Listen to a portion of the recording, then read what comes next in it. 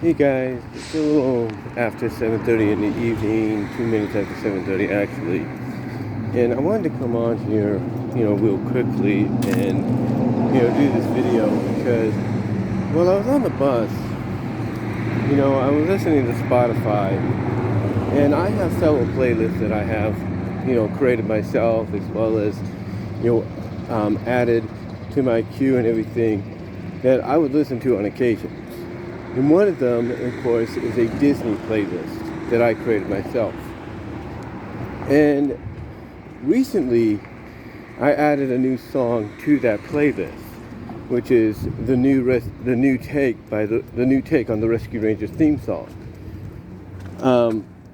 Now, prior to that, I also had the original theme song on there as well. Now, what's interesting about that is the original pop version of the theme song back in '89, we all know was performed by the Jets, right? Well, apparently Spotify and I guess Disney to an extent don't want to acknowledge that.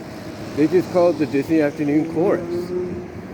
They don't acknowledge, like the person who sings the soft rock, soft pop version of Home is Where the Heart Is from Tailspin's Thunder and Lightning movie, which, in my opinion, should have not been cut, even from the miniseries 4-part rerun, that ran through its cycle on syndication. They don't even credit the lady that sang that. I think it was Sally Struthers. Sally Struthers, who did Rebecca's voice. I think it may have been her. As far as we know. But again, nothing was credited.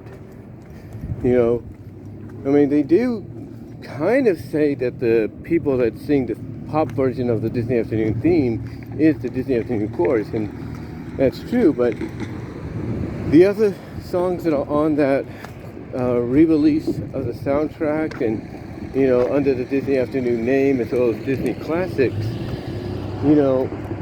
basically they don't get credit, which I think they should.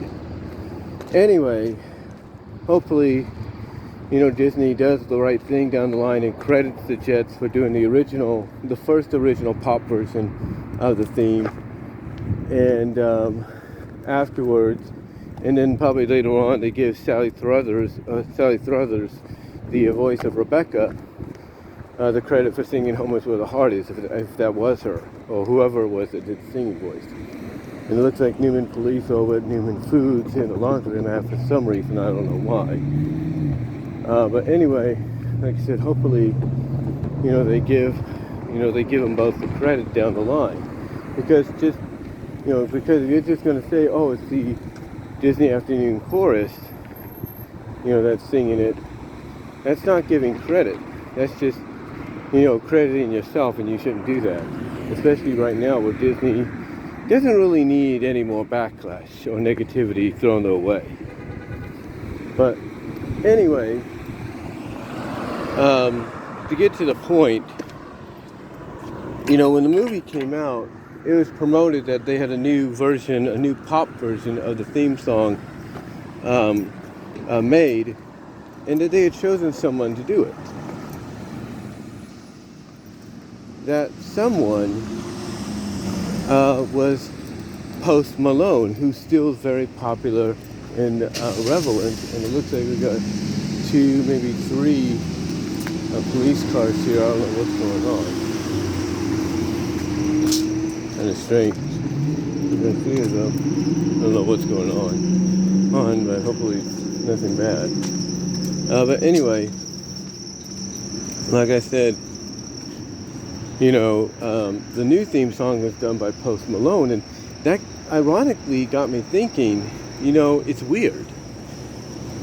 I guess it's weird, ironic, if you will, that out of all the Disney Afternoon shows that have had pop versions of the theme songs done as music videos back in the day, and even some of the newest shows that have had, like pop versions of the song, or the theme songs, or songs in the show being done, Rescue Rangers are the only ones, and I say this with all due respect, to get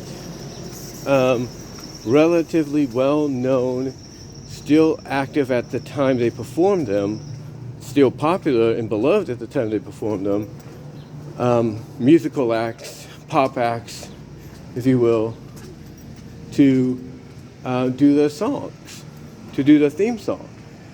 I mean, the Jets in '89, like I mentioned, which again, unfortunately, they are credited as just a Disney Afternoon chorus and not as they should be. Hopefully that gets fixed. And now Post Malone. So, yeah, it definitely shows that, hold on for a second.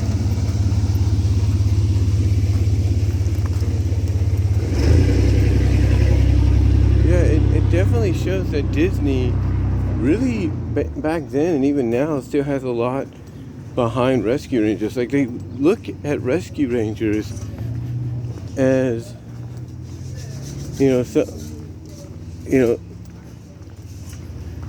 something that could really succeed for them, really that they could really benefit from in the future.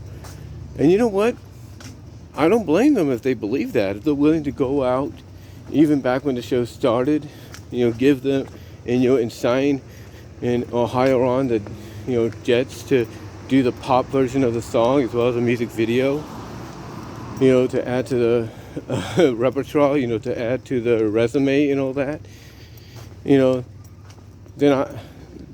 I'd be all for it. Then if I'm Disney, and I have this belief that this show is going to take off for us, then I go all out. Then I myself would definitely go all out like they have. And if they believe that hold on for a second. Sorry about that. Just didn't want to cause any trouble just in case. But anyway, like I said, if I'm Disney back then, and I have a lot of belief in the show being a success, and probably being a franchise for us in the future, then yeah, I myself would definitely go all out to make that happen. Even, if it meant hiring on the pop group that was still very relevant at that time in the Jets to do the pop version of the theme song and as well as the music video to go with it.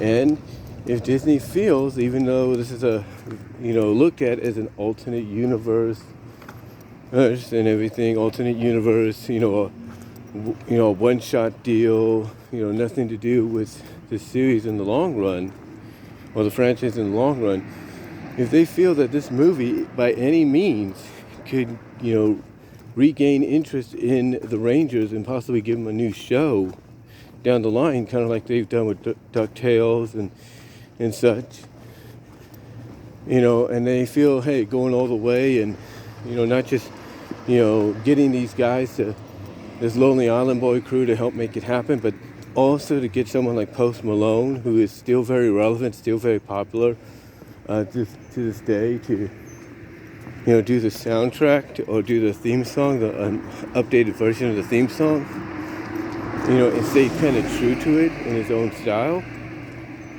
then, I can't blame Disney for doing that. And honestly, you look, like I said, you look at the fact that they get the Jets and now they get Post Malone.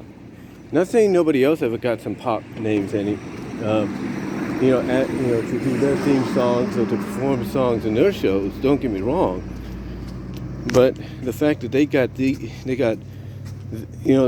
that the Rescue Rangers got these guys to do their songs, that's saying something. But anyway, though, guys, my battery is dying here, but I just wanted to come on here and give you my thoughts on it, and let me know what your thoughts are. Do you think it's kind of ironic, or do you think it's just a coincidence? Comment below. I am out.